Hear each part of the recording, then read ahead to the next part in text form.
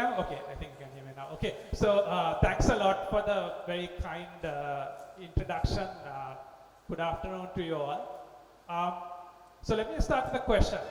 Who here knows what AGI means? Can I see a show of hands?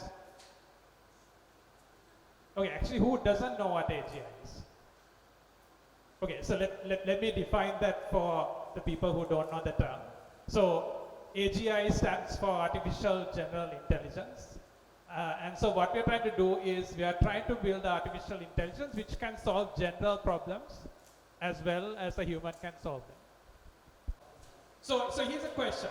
Who here thinks that by 2030 we will have artificial general intelligence? Can I see a show of hands? 2030 is in 5 years' time. Okay, I see one hand. Let's push it back a little bit. 2035. Okay. Who here thinks by 2035 we will definitely not have artificial general intelligence? Okay, so what about all the others? Others are kind of on the boundary, like it can happen. Okay, so the reason I brought this up is it's artificial general intelligence. It's a kind of a really hyped up question in AI. But here's a well-known secret, right? So if you go and talk to real experts in artificial intelligence, what do you think they think about artificial general intelligence, right? So if you talk to most experts, they won't actually care about it. Like they say, okay, yeah, sure, it's fine. There's something called AGI, but we don't really care about it, right? And there's a reason for that, right? Who here knows what a Hamming distance is? Check. You have done a computer networks course, you might know what a Hamming distance is. Okay, so I'm not going to talk about Hamming distance, but the guy who invented Hamming distance is a famous mathematician and computer scientist called Richard Hamming. And he said, this is a question that all professionals should answer. So actually two questions. The first question is, check on this. What are the most important problems in our area? That's the first question. And the second question is, are we working on those problems? Right? So the reason most experts in AI don't really care about AGI is that it's actually not the most important problem in the area. Right? So what are the most important problems in AI? Right? So for me, the most important problems are those problems which will help us advance the subject, right? Like which will help us solve problems which are useful to us using AI, right? So here's the bad news. So the bad news is that a lot of subjects that we hear a lot of AI hype about don't actually solve those most important problems in AI. So I'll give you two examples. One is generative AI and LLMs. They don't really solve the most important problems in AI. So recently we are hearing another area called agentic AI. That's another area which is not really solving the most important problems in AI, right? So that's the bad news. But the good news is there are a lot of alternatives and new areas in AI which can actually solve those problems that we should be caring about. And that is what I'm going to talk about today. So in the introductory section, Dilni spoke about 3 principles. So I'm going to talk about 3 problems that we need to solve. Right? And not just the problems, but how we are going to solve them. That is the solutions. Okay. So when I'm giving a talk like this, or it could be a keynote, it could be a discussion, any type of talk, I usually go to ChatGPT and type the title, say, okay, I'm going to give a talk on this subject.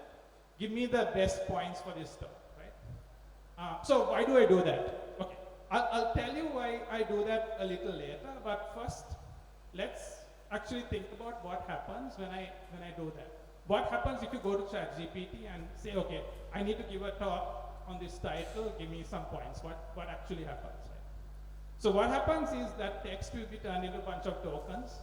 Those tokens will be turned into a bunch of mathematical vectors. Those vectors go into a model. The model output a bunch of other vectors. Those vectors are turned back into tokens, and that token is turned into the output that you get. Right? So I'm simplifying it a little bit, but roughly that's what happens. Right? the reason I gave that example is, does the model really know what is going on, right? Because here what's happening is, we are giving it a bunch of kind of random text, it goes into a model, and you get some output, which is also, as far as the model is concerned, random. So if you give a question and ask the model to give us an answer, as far as the model is concerned, it doesn't matter if it's the other way around. We can give an answer and get a question, right? The model doesn't care. Okay, so let's contrast that with the way our brains work, how the human brains work, right? So what happens if you go and tell a human, okay, write a script for a speech about this topic, or like write an essay about this topic. So whenever you get a title, and it kind of hits your brain, you're thinking about it, a part of your brain gets activated. And this same part of the brain represents the body of the essay or the speech, right? In other words, the title and the body map to the same part in your brain, right? And basically that part of the brain that gets activated is representing the meaning of that title. This is very different from how LLM works, and this is a serious problem with LLMs. In no way does a LLM represent the meaning of what you're giving, right? So, okay, so you might ask, okay, why is meaning on representing meaning, why is that so important, right? So, we can trust an AI system or an AI model only if we know the way it is storing the meaning. Because if we don't know that, it can give us the right answer on one day, but we can't have a guarantee that it will give us the right answer on another day. So that's why representing meaning is so important. Okay, so the big question is, can we build AI models that actually represent meaning? So the good news is that we can. And we can use a technique that works very similar to how the human brain works, right? And one technique that I'm very interested in is called joint embeddings. So I gave you the example of the title of the essay and the body of the essay mapping to the same kind of part of our brain. So we can train a model which takes a title of an essay and a body of an essay and learns to map them to the same mathematical vector. And that vector is called the embedding. So that's why this model is called joint embedding, right? So we can do this with various other things. Like for example, we can use text to image, or image and text joint embedding. I'm currently working on a startup which does text and 3D models of buildings, right? So you can imagine what the use case of that is. If you have a joint embedding model which maps text and 3D models of buildings to the same embedding, basically you can have a system where you can go from text to 3D models. You can say, I want a building like this, and it will give you the 3D model. Or you can say, I want a 900 bedroom hotel, and it will give you the 3D model of that hotel. Okay, so, and more generally, these models which use joint embeddings are called Joint Embedding Predictive Architectures, or JEPAs, or JEPAs. So that's the way we can use, we can build meaning into AI systems, right? So that's the first problem, meaning. Okay, so what are the other problems? Who here remembers when ChatGPT came out first? When was it? So I remember it very well, because when the first version of ChatGPT came out, I was sick, right? I had fever. And I remember at the time I had got a new thermometer, a digital thermometer, and it worked fine, except it had one problem, which is it gave the temperature only in Celsius, not Fahrenheit. And at the time, my brain, when it comes to fever, my brain works only in Fahrenheit, right? 98 is okay, 99 is not so good, 100 you have fever, right? But tell me 37, I don't know what 37 means, right? So I was Googling all the time, like 37C to F or 38C to F. And then when ChatGPT came, I said, okay, why don't I ask ChatGPT? And so I said, okay, what is 37 centigrade in Fahrenheit?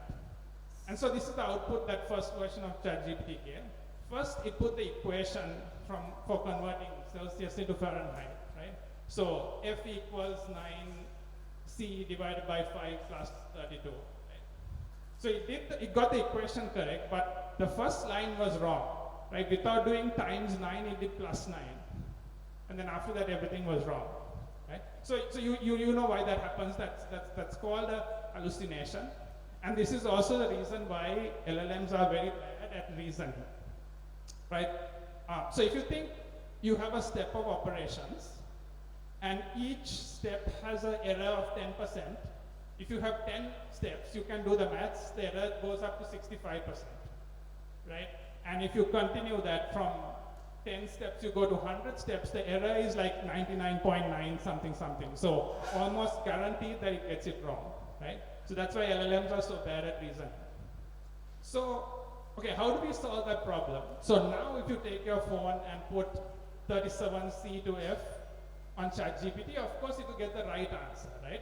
So why does it give the right answer now? So how it works is it has what we call a world model, which specializes in maths, right?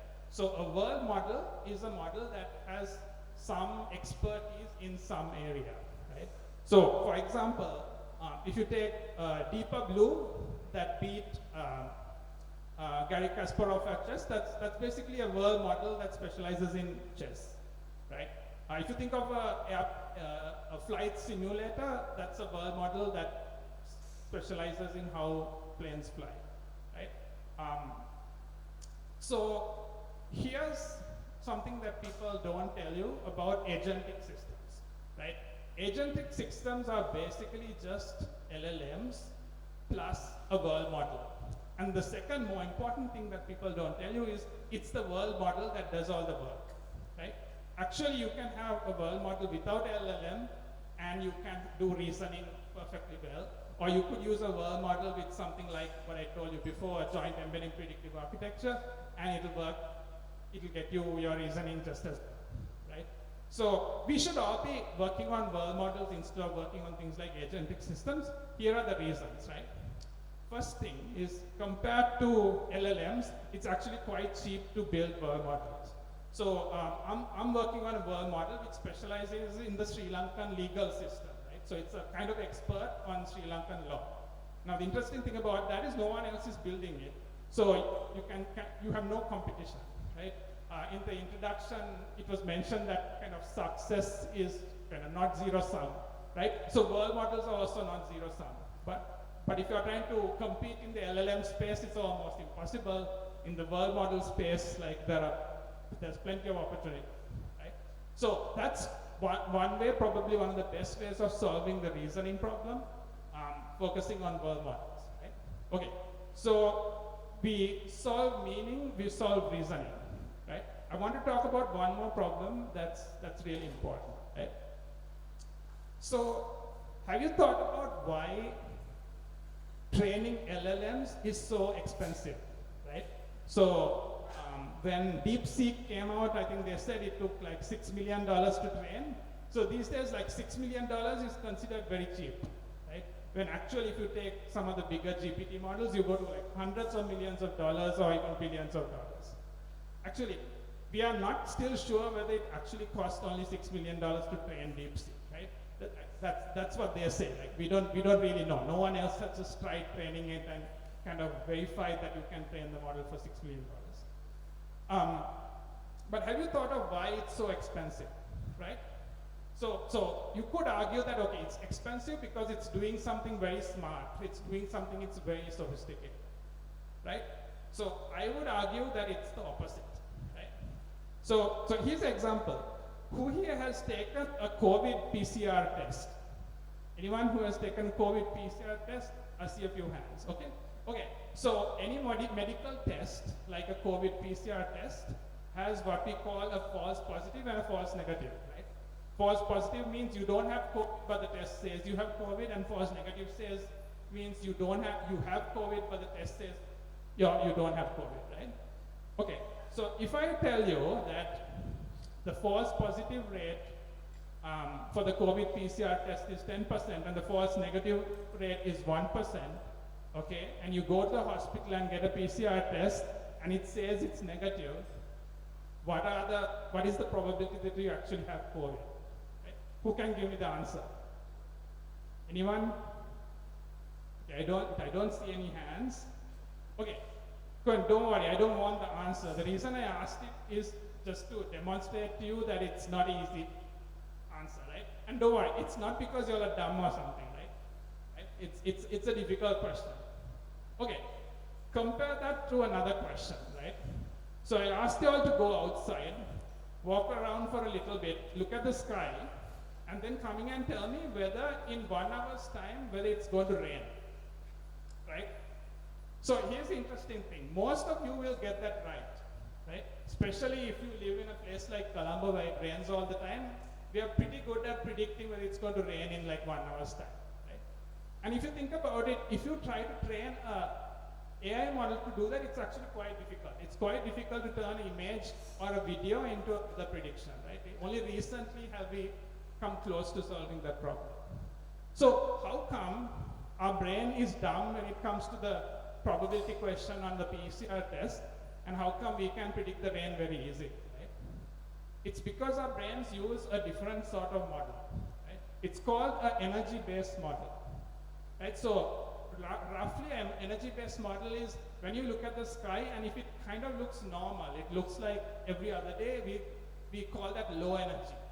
And in your brain, that low energy is represented with low levels of electricity. And then if the sky kind of looks weird, that there are a lot of black clouds and stuff like that, that's high energy, right? So the thing about energy-based models is that they're a lot more energy efficient. Actually, the reason it's called energy-based models is not because it's energy efficient, but it actually happens to be energy efficient as well, right? It's a lot more energy efficient than the other kind of model that we use in things like LLMs, which are called probabilistic models, right? And the reason why probabilistic models are expensive is, I gave you the example. So that PCR question, if you were to get me the answer and you were to work it out on a piece of paper, it would probably take you like 7 or 8 lines, right? And in that 7 or 8 lines, there'll be like multiple mathematical operations. So in other words, it's actually quite expensive, right? So why is energy efficient AI so important? Okay, so you might say, okay, it's important because energy efficiency is good for the environment. Like, okay, that's true, right? AI uses a lot of electricity. A lot of electricity comes from things like burning coal and things which is not good for the environment. Okay, so that's true. But there's a more important reason why we should do energy efficient models, right?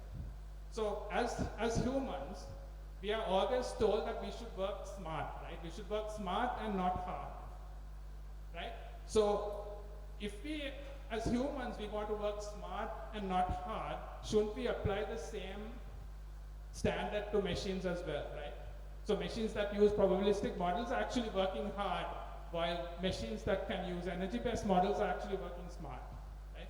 So that is, using energy-based models is one way in which we can significantly reduce the amount of power that AI system can use. So personally, I'm not working on energy-based models at the moment, but I was recently speaking to a startup which is building like a GPT equivalent, which uses energy-based models.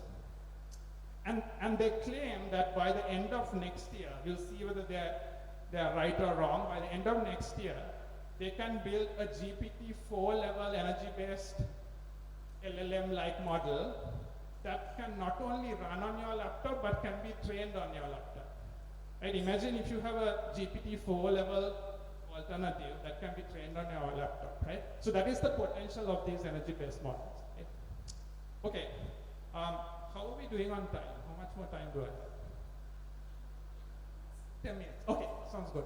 Okay, so at the beginning of the talk, I told you that when I go to give a keynote talk like this, I usually go to ChatGPT and put the title and say, okay, what are the points? Some of you might have already guessed why I do that. The reason I do that is I want to make sure that what I tell at the talk is not on ChatGPT, right? Because if you can go to ChatGPT and type the title of the talk and get all the points that I'm going to say, like, what's the point of you coming and listening to me, right? So it's the same with most things, right? So if you're a programmer and Copilot or Cursor can write the same code as you, right, why should someone pay you to be a programmer, right? So that's something we should be always asking ourselves. So that's why I go and check with ChatGPT for a different reason, not to get ChatGPT's advice, but to make sure that I'm not doing the same thing as ChatGPT. Okay, but here's the thing, right? Not today, but in a few days, I'll go and type out the notes from this talk, and I usually post it on my blog, on Medium or Substack, right? You all can go and read it there if you're interested. But the thing is, the moment I publish it on my blog, all the LLMs will pick that up, right? With their kind of real-time web browsing hooks. But then also in about maybe a few weeks, or at most a few months, the next version of those LLMs will be trained on a data set that includes that as well. Okay, so you could ask, okay, what's the point, right? By the end of this year, all the content of this talk would be on LLM, right? So what was the point of you all coming here and sitting here, right? So if my goal was just to transfer a bunch of knowledge to you, then I would have failed, right? My actual goal is to transfer some knowledge to you, but also to get you all thinking, right? Asking questions, right? Asking follow-ups. In the introductory session, we mentioned that, okay, you all can even question me. You could say like, hey, Nuwan is talking a bunch of nonsense, right? This is not true, right? That is what we need, right? But then again, talking is easy, right? Like giving talks is actually easy. Listening to talks is also easy, right? If you really want to get a return on investment on the time you're spending here, then you all should go and build some of the things that I mentioned, right? So go and build AI systems that can actually represent meaning, right? Things like Joint Embedded Predictive Architectures. There are other alternatives as well. I just gave you one example. You should go and build things that actually can reason, right? LLMs can't do reasoning. Agentic AIs are also not great at reasoning. You need to go and build world models, right? And there are many reasons you should build world models, because for one reason no one else seems to be building them. There's a big space where there are a lot of opportunities. 3, you can go and build energy efficient AI systems, right? Build AI systems that work smart and not just work hard, right? So in other words, you all should go and build the future, right? Because that's the way forward. Thank you for listening.